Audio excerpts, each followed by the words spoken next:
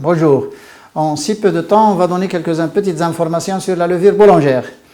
Et vous savez bien que le pain avant, que ce soit en Europe, en Amérique, en Afrique ou en Asie, le pain avant était fermenté par un ferment naturel, un ferment acide traditionnel naturel, qui existe encore dans les pays du Maghreb, Maroc, Algérie, Tunisie, existe encore.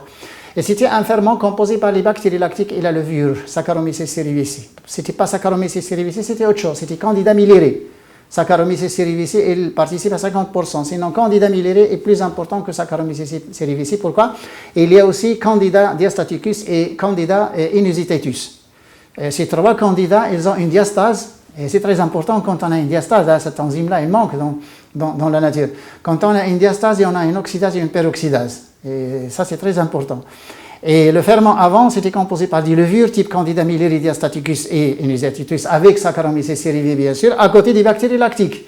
Et surtout certaines bactéries lactiques donc, qui produisent du CO2, comme le brevis et le plantarum ileum fermentaire, bien sûr. Le brevis, il est hétérofermentaire.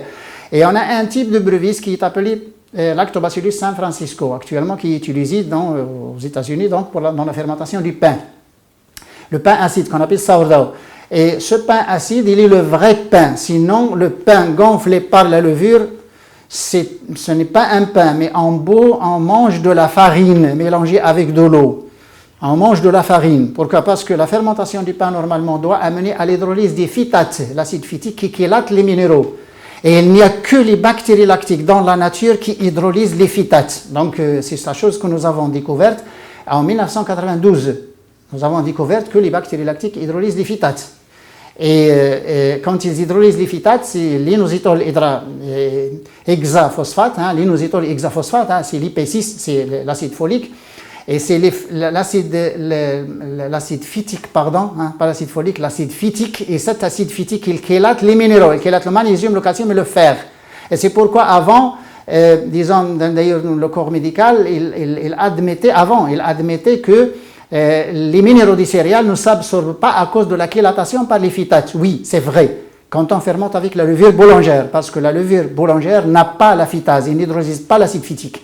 Mais les ferments acides, les ferments du pain, les ferments naturels, composés par les bactéries lactiques et la levure, bien sûr, Saccharomyces candida, et puis on a les leuconostocs et les lactobacillus.